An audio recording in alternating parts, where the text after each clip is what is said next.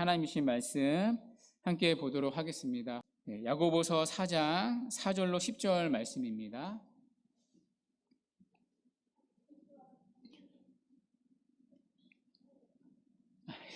야고보서 4장 4절로 10절까지의 말씀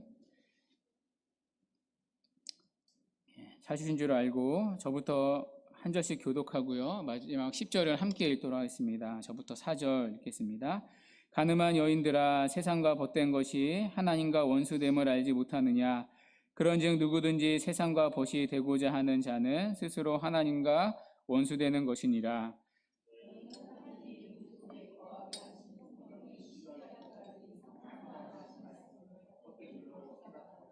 그러나 더욱 큰 은혜를 주시나니 그러므로 일렀으되 하나님이 교만한 자를 물리치시고 겸손한 자에게 은혜를 주신다 하였느니라.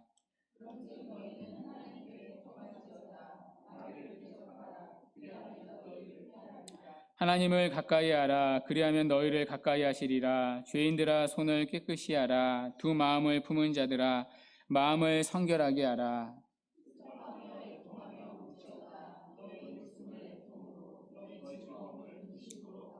함께요. 주 앞에서 낮추라. 그리하면 주께서 너희를 높이시리라. 아멘.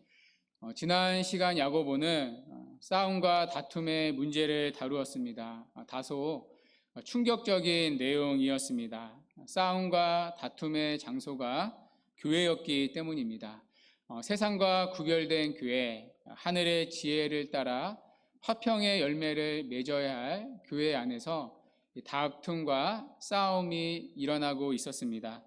너무나도 충격적인 일이었습니다. 그런데 더 충격적인 표현이 오늘 본문에 나옵니다. 바로 가늠한 여인들아 라는 표현입니다.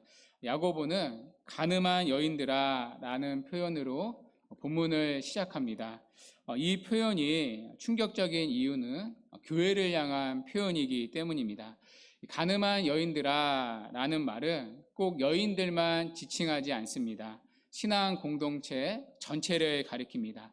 지금 야고보는 교회를 향해, 흩어진 교회를 향해 가늠한 여인들아 라고 호통치고 있습니다. 그 이유가 바로 뒤에 나오는데요.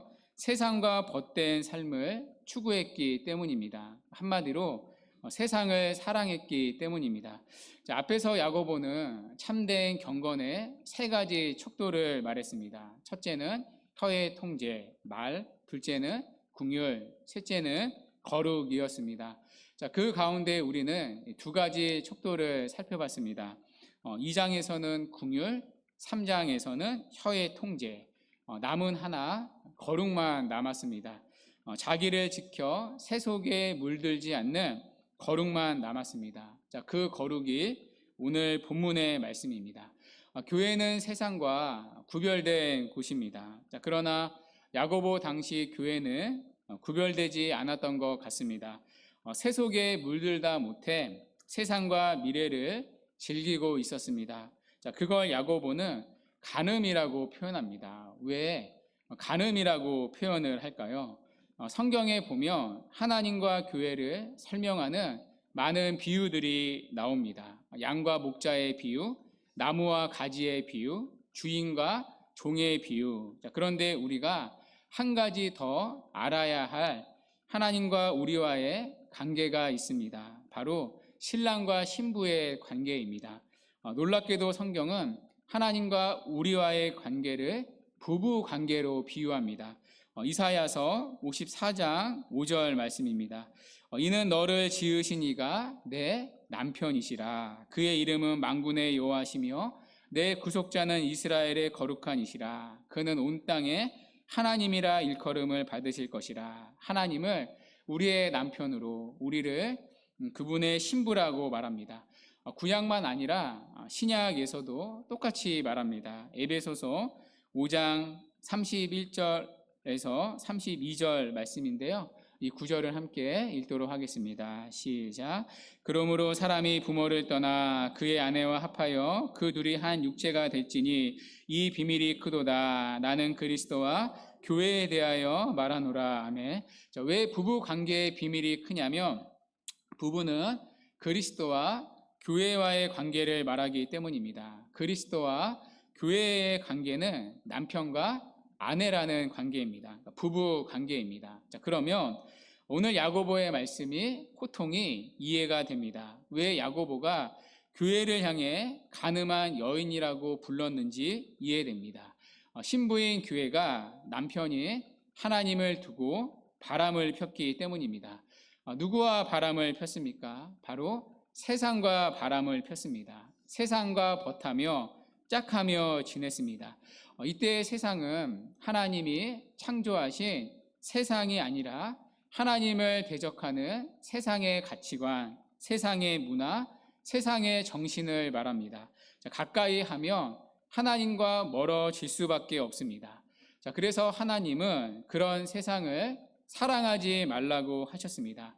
앞에서 야고보도 자기를 지켜 세속에 물들지 말라고 했습니다. 그러나 그리스도의 신부인 교회는 세상과 바람을 폈습니다.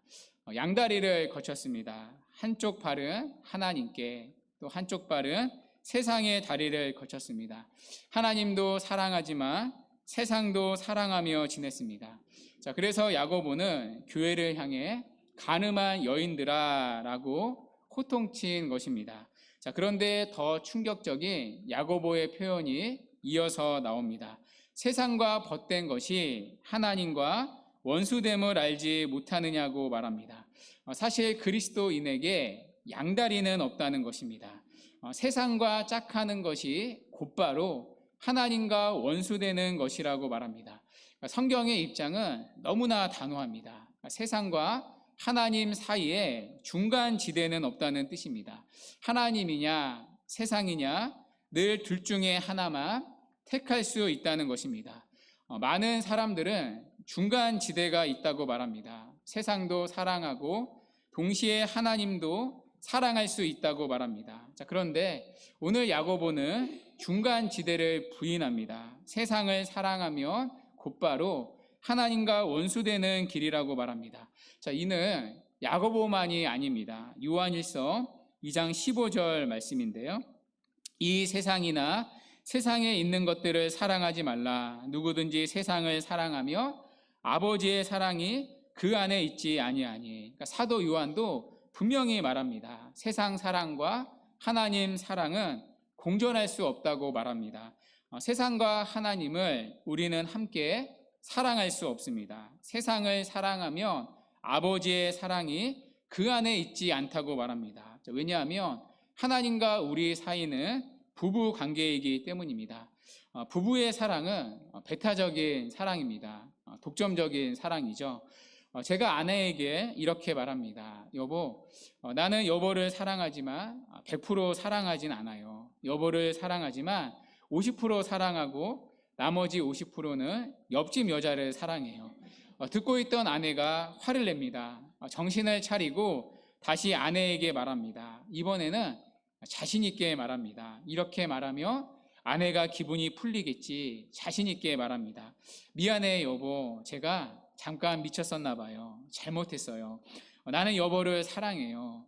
얼마나 사랑하냐면 무려 90%까지나 당신을 사랑해요. 나머지 겨우 딱 10%만 옆집 아내를 사랑해요. 그러면 아내가 기분이 풀립니까? 아닙니다. 그날로 관계는 끝입니다. 이 부부간의 사랑은 독점적이고 배타적인 사랑입니다. 만약 누군가가 조금이라도 퍼센트를 차지하는 순간 관계는 깨지고 그 순간 간음입니다. 그건 아내와 원수되는 길입니다. 오늘 야고보도 그 말을 하는 겁니다. 간음한 여인들아, 세상과 벗된 것이 하나님과 원수됨을 알지 못하느냐. 그런데 이는 야고보 당시의 문제만이 아닙니다. 늘 성경에서 있어왔던 문제입니다. 구약 이스라엘의 고질적인 문제도 간음이었습니다. 하나님과 동시에 세상을 사랑했습니다. 그리고 오늘날도 우리가 싸워야 할 문제입니다. 어쩌면 우리가 참된 경건을 지키려면, 끝까지 믿음을 지키려면 싸워야 할 문제입니다. 여러분은 어떠십니까? 여러분 안에는 세상을 사랑하는 마음이 없으십니까? 하나님만 사랑하며 사십니까? 혹시나 세상에 대한 사랑 때문에 하나님에 대한 마음이나 그분이 맡겨주신 사명이 흔들리지는 않습니까? 저는 아니라고 답할 수 없습니다. 저 역시 세상을 사랑하는 마음이 한곁에 있습니다. 하나님을 위해 목사가 되었지만 불현듯 들어오는 다른 마음들이 솔직히 있습니다. 나도 한번 저렇게 살아보고 싶다. 나도 저거 한번 누려보고 싶다. 흔들릴 때가 있습니다. 세상의 유혹이 얼마나 강한지요. 성경에 보면 데마라는 사람이 나옵니다. 데마를 왜 제가 기억하냐면요. 그는 세상을 사랑하여 하나님을 떠났기 때문입니다. 처음에는 바울을 따라다녔습니다. 바울의 동역자로 불렸습니다. 그러나 그는 결국 하나님을 떠났습니다. 그의 이름이 어느 순간 성경에서 사라지게 되었습니다. 세상을 사랑하여 하나님을 떠났기 때문입니다. 그래서 사도 바울은 그의 마지막 서신인 디모데 후서에서 이렇게 말합니다. 디모데 후서 4장 10절 말씀입니다. 데마는 이 세상을 사랑하여 나를 버리고 데살로니가로 갔고. 그만큼 세상의 유혹은 강합니다. 여러분에게도 그렇지 않습니까? 물론 우리가 이 세상에서 하나님께서 주신 것을 누리며 사는 것은 나쁜 게 아닙니다. 수입이 많아져서 여유 있는 생활을 누리는 것 잘못이 아닙니다. 좀 더 나은 집에서 안락한 환경을 얼마든지 가질 수 있습니다. 자녀들에게 조금 더 나은 교육 환경을 제공할 수도 있습니다. 여러분이 경제적으로 윤택해져서 생활에 여유가 있게 되면 지금보다 더 나은 의복이나 교통수단을 이용할 수 있습니다. 신자들이 이 세상에서 하나님 아버지께서 주시는 축복을 누리며 사는 것은 결코 악한 것도 아니고 죄도 아닙니다. 그러나 두 가지 사실을 늘 기억해야 합니다. 그것이 신자의 인생의 목적일 수 없다는 것과 그 누림이 결코 지나쳐서는 안 된다는 것입니다. 즉, 이 세상에서 너무 많은 것을 누리며 사는 것에 지나치게 익숙해진 나머지 하나님을 위해서 자기의 안락한 삶을 포기할 수 없을 정도로 집착하기까지 나아가서는 안 됩니다. 그 순간 우리는 전심으로 하나님을 사랑하고 순종하는 일에 있어서 온전하여 질 수 없습니다. 하나님이 주신 물질 나쁜 게 아닙니다. 그러나 물질에 대한 집착이나 사랑은 반드시 하나님을 멀리하도록 만듭니다. 취미 생활도 나쁜 게 아닙니다. 또 적당한 여가 생활도 나쁜 게 아닙니다. 그러나 과도한 집착이나 사랑은 반드시 우리 마음을 하나님으로부터 나눠지게 만듭니다. 세상에 무엇이든 하나님을 향한 우리의 마음을 빼앗아 가는 것을 늘 우리는 조심해야 합니다. 여러분, 오늘도 세상을 보십시오. 이번 주는 연휴라서 더 그런데요. 세상에는 우리의 마음을 끄는 것들이 참 많습니다. 즐길 것도 많고 누릴 것도 많고 우리의 감각을 채우는 현란한 것들이 많이 있습니다. 헛되다고 하기에 너무나 매력적인 것들이 많이 있습니다. 그런데 빠지다 보면 세상은 늪과 같습니다. 발을 들이면 서서히 은밀히 빠집니다. 그렇게 세상을 좋아하며 하나님을 점점 싫어하게 될 수밖에, 하나님에 대한 영혼의 실증을 느낄 수밖에 없습니다. 급기야 세상과의 미래를 방해하는 하나님이 싫고 불편하게 느껴집니다. 그러다 하나님을 멀리하고 아주 떠나버릴 수 있습니다. 그게 바로 세상을 사랑하여 바울마저 버리고 떠났던 데마의 뒷모습이었습니다. 그만큼 세상의 유혹은 강합니다. 그래서 오늘 하나님은 야고보를 통해 뭐라고 말씀을 하십니까? 세상과 어느 정도 친해져도 된다고 하지 않으십니다. 너희들 세상 안에 살고 있으니 세상과 어느 정도 친해도 된다. 그러나 나랑 더 친해야 된다. 이렇게 말씀하지 않으십니다. 비교급으로 말씀하지 않으십니다. 세상과 친해지는 것, 세상을 사랑하는 것이 곧바로 하나님과 원수되는 것이라고 말합니다. 아주 강하고 단호한 어조로 말씀을 하십니다. 하나님과 세상을 동시에 사랑하는 것은 불가능한 일이기 때문입니다. 세상에 가까워질수록 하나님으로부터 멀어지기 때문입니다. 자, 그러므로 우리는 아주 멀어지기 전에 하나님께 돌아가야 합니다. 우리의 마음이 더 이상 나눠지기 전에 하나님께 돌아가야 합니다. 자, 그렇다면 하나님께 어떻게 돌아갈 수 있습니까? 자, 오늘 야고보는 돌아가는 길을 알려줍니다. 우리가 하나님을 등지고 세상을 쫓아갈 때, 하나님보다 세상을 더 사랑하는 마음이 커져갈 때, 때로는 너무 멀리 왔다고 느껴질 때에도 돌아갈 수 있다고 말합니다. 돌아가는 길이 있다고 말합니다. 왜냐하면 그런 우리를 하나님은 여전히 사랑하시기 때문입니다. 자, 그게 바로 본문 5절인데요. 우리 5절은 함께 한번 읽도록 하겠습니다. 시작. 너희는 하나님이 우리 속에 거하게 하신 성령이 말씀을 헛된 줄로 생각하느냐. 아멘. 자, 이 구절은 해석이 어렵습니다. 야고보서 전체에서 가장 해석이 어려운 구절입니다. 몇 가지 이유가 있는데요. 그 중에 하나가 성령이라는 단어입니다. 우리가 보는 개역 개정에는 성령이라고 번역되어 있습니다. 자, 그런데 이 성령이라고 번역된 헬라어 단어가 푸뉴마라는 단어입니다. 이 단어는 문맥에 따라 성령이 될 수도 있고요. 저와 여러분의 영이 될 수도 있습니다. 그래서 번역본마다 차이가 있습니다. 자, 그러나 확실한 것은 그것이 사람의 영이 됐든 성령이 됐든 하나님은 우리를 시기하신다는 것입니다. 하나님이 우리를 질투할 정도로 끔찍히 사랑하신다는 것입니다. 타락한 우리의 마음과는 다른 마음입니다. 그분을 향한 우리의 마음은 나눠지기를 반복합니다. 자, 그러나 그런 우리의 마음과 달리 하나님은 우리가 아니면 안 된다고 하십니다. 나는 너 아니면 안 된다고, 나는 너여야만 된다고 하십니다. 시편 16편 3절에 보면 놀라운 말씀이 있습니다. 땅에 있는 성도들은 존귀한 자들이 나의 모든 즐거움이 그들에게 있도다. 여러분, 놀랍지 않습니까? 하나님의 모든 즐거움이, 기쁨이 누구에게 있습니까? 땅에 있는 성도에게 있다고 하십니다.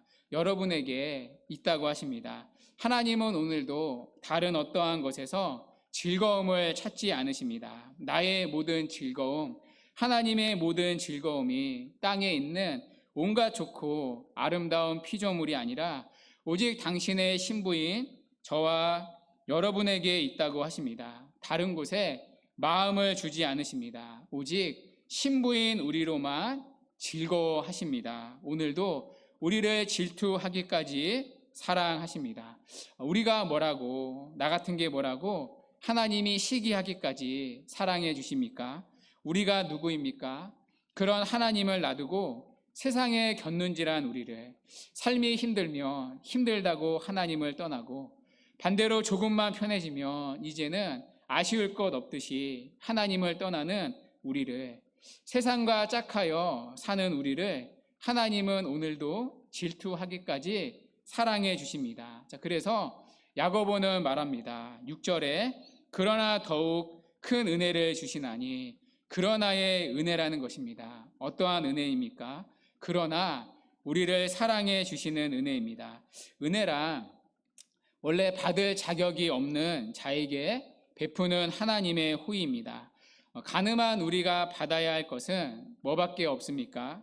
남편을 버리고 다른 남자를 향하여 가버린 아내인 우리가 남편에게 받아야 할 권리는 뭐밖에 없습니까? 복수와 형벌밖에는 없습니다. 자, 그러나 하나님께서는 그런 가늠한 우리를 시기하기까지 불같은 마음으로 사랑해 주십니다. 아버지를 떠난 탕자의 이야기를 떠올려 보십시오. 그는 아버지께 받은 유산을 가지고 아버지를 떠났습니다. 자, 그러나 그는 얼마 되지 않아 가진 재산을 다 탕진하고 말았습니다. 자, 그때 돌아온 아들이 받아야 할 마땅한 대접은 뭐였습니까? 그가 예상했던 대로 평생 종으로 부림을 당해도 만족해야 했습니다. 자, 그런데 아버지가 그 배은망덕한 아들에게 베푸신 것은 뜻밖에도 성대한 잔치였습니다. 바로 은혜입니다. 더욱 큰 은혜입니다. 죄보다 더 큰 은혜, 하나님이 그 은혜를 베푸십니다. 비록 우리는 한눈을 팔고 하나님의 은혜를 잊고 세상을 향해 정신없이 마음이 빠졌을 때도 하나님은 우리에게서 한 번도 눈을 떼신 적이 없으십니다. 한 번도 우리를 향한 마음을 거두신 적이 없으십니다. 너무나도 놀라운 은혜입니다. 그럼에도 불구하고 그러나 더욱 큰 은혜를 주시나니 더욱 더 큰 은혜를 베풀어 주십니다. 자, 그러므로 언제든 돌아갈 길이 있다는 것입니다. 회복의 길이 있다는 것입니다. 자, 그렇다면 우리가 해야 할 것은 무엇입니까? 자, 그러나의 은혜 앞에 우리가 보여야 할 반응은 무엇입니까? 자, 오늘 야고보는 6가지로 말합니다. 첫 번째, 하나님 앞에 겸손하라입니다.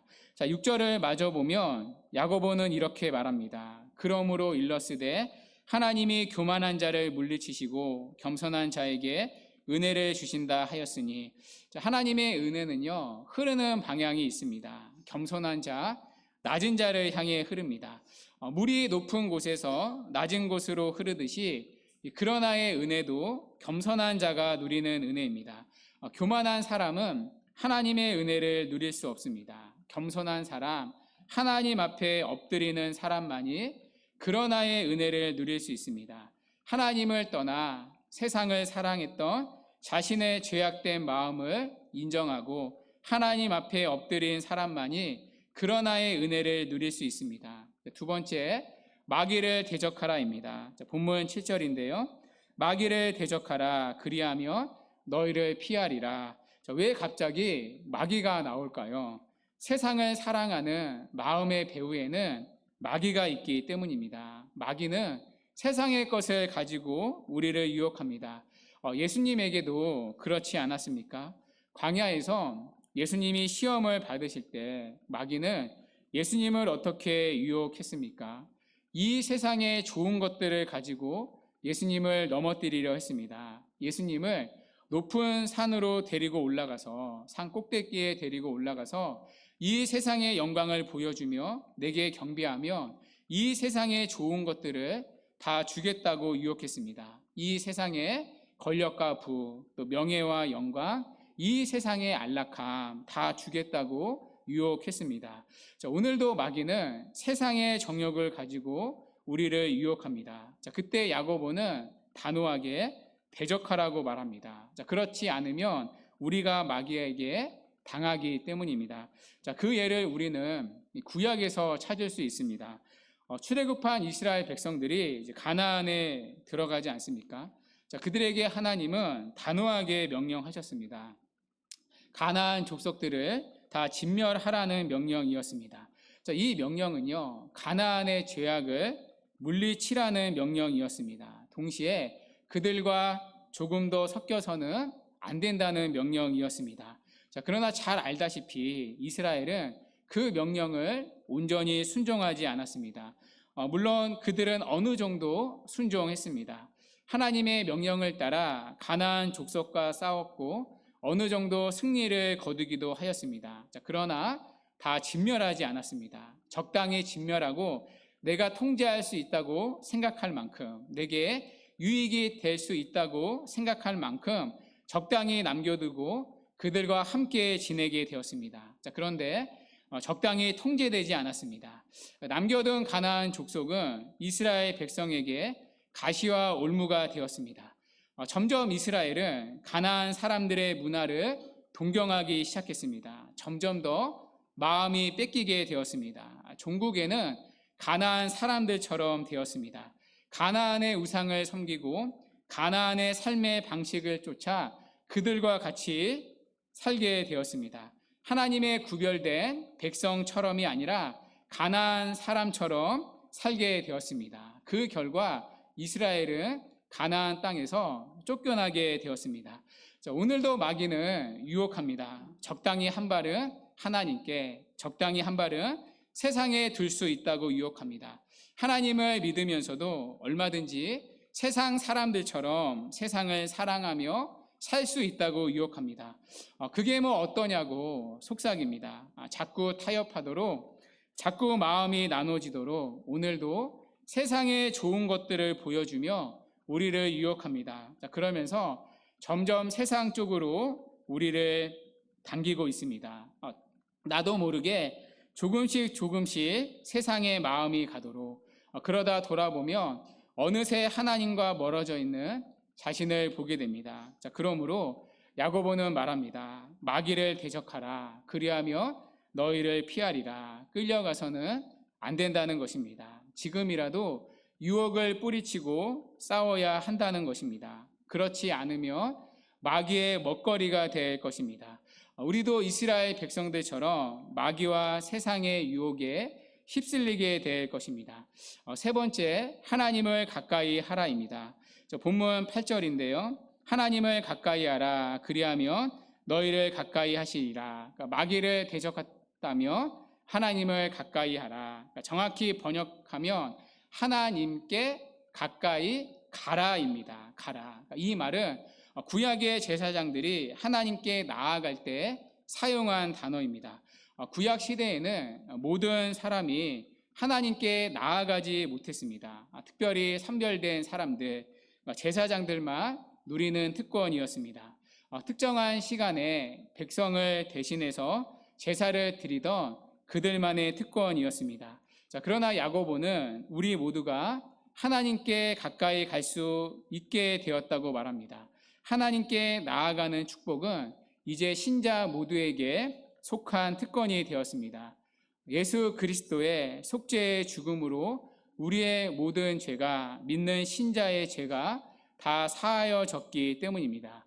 그 피를 믿는 마음으로 우리도 이제 은혜의 보좌 앞에 나아갈 수 있게 되었습니다. 누구든지 하나님께 가까이 나아갈 수 있습니다. 언제든지 가까이 나아갈 수 있습니다. 정해진 제사 시간만이 아니라 항상 나아갈 수 있습니다. 그러므로 돌이켜 하나님께 나아가라는 것입니다.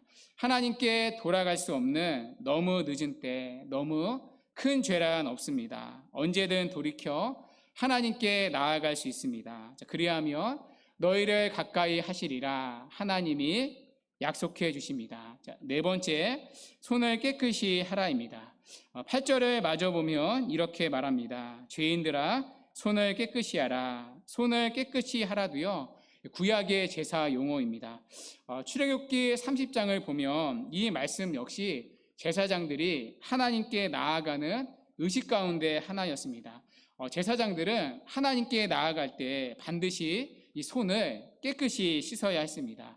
이 손을 씻는다는 것은 죄를 씻는다는 의미입니다.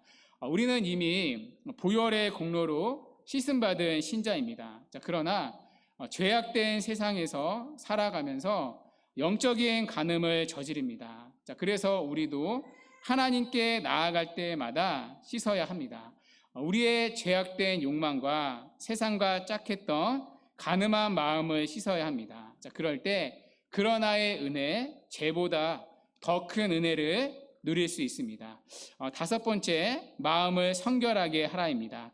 8절 끝에 보면 이렇게 말합니다. 두 마음을 품은 자들아 마음을 성결하게 하라. 이 두 마음은 나뉜 마음입니다. 세상과 하나님으로 나뉜 마음. 그러니까 4절에 간음한 여인들과 같은 표현입니다.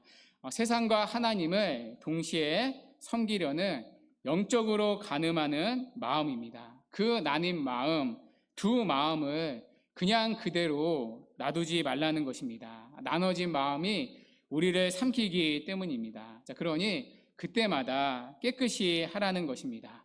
내 마음을 쪼개는 세상의 정욕을 죽이고 죄를 향하는 우리의 성향을 죽이고 하나님만이, 오직 그분만이 내 마음을 차지하도록 마음을 늘 깨끗이 하라는 것입니다.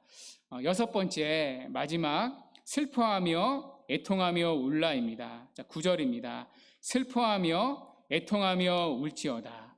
앞에서 야고보는 손과 마음을 씻으라고 했습니다. 이어서 야고보는요, 슬픔과 애통과 울음을 권합니다. 왜냐하면 손과 마음을 깨끗이 한다는 것, 즉 우리가 세상과 날마다 결별해야 하는 것은 그만큼 막대한 고통을 수반하는 일이기 때문입니다.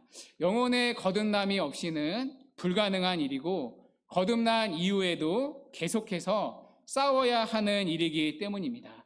야고보가 권하는 슬픔과 애통과 울음은 그런 신자의 고통을 표현한 것입니다. 여러분 그렇지 않습니까? 우리는 세상에 속했던 자였습니다. 물론 예수 믿는 우리는 진리의 말씀으로 거듭난 하나님의 자녀입니다. 하나님께 속한 자입니다. 그러나 세상에 속했던 자이기 때문에 옛 사람의 흔적과 같이 향수병이 있습니다. 세상에 대한 향수병이 있습니다. 그리고 세상도 우리를 가만히 놔두지 않습니다. 다시 세상으로 돌아오도록 끝없이 우리를 유혹하고 그 속에서 넘어지는 우리를 보게 됩니다. 그래서 우리는 슬퍼하며 애통하며 울 수밖에 없습니다. 우리의 연약함 때문에, 우리의 죄악된 마음 때문에 슬퍼하며 애통하며 울 수밖에 없습니다. 세상의 유혹에 넘어지는 우리의 연약함 때문에 울 수밖에 없고, 그때마다 우리를 사랑하시는 하나님의 마음을 아프게 했다는 사실에 울 수밖에 없고, 또다시 유혹에 넘어가지 않으려면 하나님의 은혜가 필요하기 때문에 울 수밖에 없습니다. 우리의 죄악을 인정하는 슬픔이고, 우리의 스스로 해결하지 못하는 우리의 연약함을 인정하는 애통이고, 능히 치유하실 하나님의 긍휼과 능력을 구하는 울음입니다. 이 슬픔과 애통과 울음을 회복하라는 것입니다. 그럴 때 그러나의 은혜, 죄보다 더 큰 은혜, 하나님의 은혜를 누릴 수 있다는 것입니다. 시편 51편 7절의 말씀대로 여호와는 마음이 상한 자를 가까이 하시고 충심으로 통회하는 자를 구원해 주시기 때문입니다. 그래서 야고보는 나아가 이렇게 말합니다. 9절에 너희 웃음을 애통으로 너희 즐거움을 근심으로 바꿀지어다. 그러니까 울어야 하는데 웃는 사람들이 있다는 얘기입니다.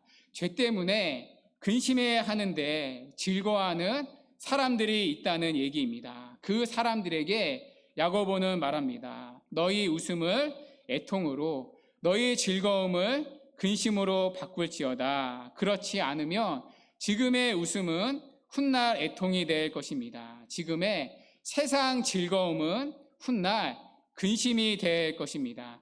그래서 마지막 본문 10절은 이렇게 끝납니다. 주 앞에서 낮추라. 그리하면 주께서 너희를 높이시리라. 주 앞에 낮추라. 이 말은 지금까지 우리가 들었던 말씀들의 요약입니다. 주 앞에 겸손하라. 주를 가까이 하라. 주 앞에서 손을 깨끗이 하라. 마음을 성결하라. 주 앞에서 슬퍼하며 애통하며 울지어다. 그리하면 주께서 너를 높이시리라. 그러니까 지금의 애통이 훗날 웃음으로, 지금의 근심이 훗날 하나님 나라의 즐거움으로 하나님이 높이실 것입니다. 바라기는 이 높여주심의 은혜가 우리 모두에게 있기를 바랍니다. 마지막으로 오늘 말씀을 마무리하면서 구약의 한 스토리를 소개하고자 합니다. 오늘 본문과 매치되는 이야기인데요. 바로 호세아 선지자의 이야기입니다. 구약 성경에 보면 호세아와 고멜의 이야기가 나옵니다. 호세아는 하나님의 선지자입니다. 고멜이라는 여자는 창기였습니다. 선지자 호세아는 하나님 말씀에 순종하여 고멜이라는 음녀를 아내로 삼습니다. 그는 은 15개와 보리 한 호멜 반으로 음녀를 돈 주고 삽니다. 그때 이렇게 말했습니다. 호세아서 3장 3절인데요. 너는 많은 날 동안 나와 함께 지내고 음행하지 말며 다른 남자를 따르지 말라. 나도 내게 그리하리라. 호세아가 프로포즈를 한 겁니다.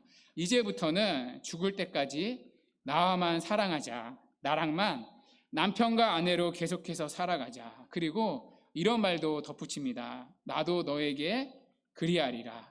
호세아는 값을 주고 누구도 아내로 삼고 싶지 않은 아내를 사랑하겠다고 약속했습니다. 그리고 딱 한 가지만 구했습니다. 그러니까 너도 나만 사랑해라. 너희 마음에 나만 있으면 좋겠다고 말했습니다. 그리고 약속합니다. 나도 너만 사랑하겠다. 나도 어떤 일이 있더라도 너만 사랑하겠다.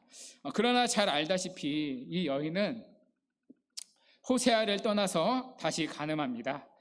일주일도 안 돼요. 또 다른 남자와 눈이 맞아 나가 버렸습니다. 그러나 하나님은 다시 그녀를 되찾아서 돈으로 또다시 사고 아내로서 다시 사랑하라고 요구하십니다. 호세아는 호세아서 이야기가 끝날 때까지 그런 일을 반복적으로 순종했습니다. 이 이야기는 우리를 향한 하나님의 사랑을 보여줍니다.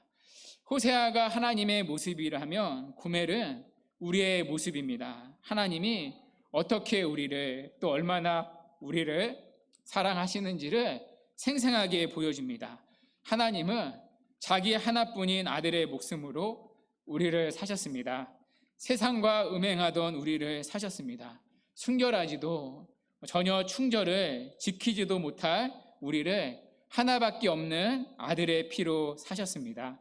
그리고 아들의 피값을 두고 우리에게 약속하셨습니다. 나는 너를 온 마음으로 사랑하겠다. 나의 모든 즐거움을, 땅의 모든 즐거움을 오직 너에게서만 찾겠다. 그러면서 우리에게 요구하신 한 가지가 있습니다. 너도 나를 온 마음으로 사랑해 줄 수 있겠니? 내가 너를 아들의 목숨값으로 사서 너만을 영원히 사랑할 건데 너도 나를 그렇게 사랑해 줄 수 있겠니? 오직 하나님만 사랑하라는 말씀을 주셨습니다. 주 안에 사랑하는 여러분, 우리는 그 하나님의 크고 높으신 사랑, 예수 그리스도의 헤아릴 수 없는 대속의 죽음, 대속의 사랑을 깨달아서 신자가 된 사람들입니다. 그 사랑에 항복하여 예수 그리스도만을 앞으로 사랑하겠다라고 고백하는 그리스도인이 되었습니다. 그런데도 우리는 고멜과 같이 하나님을 떠나 간음하며 살지는 않습니까? 하나님의 은혜와 사랑을 배반하고 세상을 따라가고 세상과 짝하여 살지는 않습니까? 그럼에도 하나님은 우리에게 더 큰 은혜를 오늘도 베풀어 주십니다. 우리의 죄보다 더 큰 은혜, 처음 구원의 은혜보다 더 큰 구원 이후의 은혜, 그럼에도 불구하고 끝까지 우리를 버리지 않으시는 더 큰 은혜, 그럼에도 불구하고 끝까지 우리를 사랑하시는 더 큰 은혜를 베풀어 주십니다. 그러므로 그 사랑 앞에 우리는 어떻게 해야 하겠습니까? 하나님께 겸손히 나가야 합니다. 우리의 제약된 마음을 인정하고 하나님의 은혜를 구해야 합니다. 또 마귀를 대적하여 더 이상 마음을 내주지 않도록 해야 합니다. 날마다 돌이켜 하나님께 가까이 가야 합니다. 손을 씻고 나눠진 마음, 간음한 마음을 깨끗이 씻어야 합니다. 그리고 슬퍼하며 애통하며 울 수 있어야 합니다. 하나님, 제가 또 간음을 했습니다. 하나님, 제가 하나님만 사랑하는데 또 실패했습니다. 통회와 슬픔과 울음으로 하나님 앞에 나아가야 합니다. 그리고 전심으로 하나님을 사랑할 수 있는 은혜를 구해야 합니다. 그렇게 우리 마음을 오직 주님께만 드릴 수 있도록, 신랑이신 그분께만 드릴 수 있도록 늘 주 앞에서 낮추어야 합니다. 그리하면 주께서 우리를 높이실 것입니다. 우리의 애통을 웃음으로, 우리의 근심을 하나님 나라의 즐거움으로 우리를 높이실 것입니다. 새롭게 시작되는 한 주 연휴인데요. 자기를 지켜 세속에 물들지 않는 은혜가 있기를 바랍니다. 우리의 마음이 나눠지고 빼앗기지 않도록 우리의 마음을 하나님께 오롯이 드리는 은혜가 있기를 바랍니다. 우리의 마음의 일부가 아니라 하나님께 전부를 드리는 은혜가 있기를 바랍니다. 혹여나 나도 모르게 세상에 마음이 빼앗겼다면 언제든 주님께 돌아오는 은혜가 있기를 바랍니다. 그래서 더욱더 큰 은혜를 누리며 살아가는 저와 여러분 되시기를 주님의 이름으로 간절히 축원합니다. 아멘.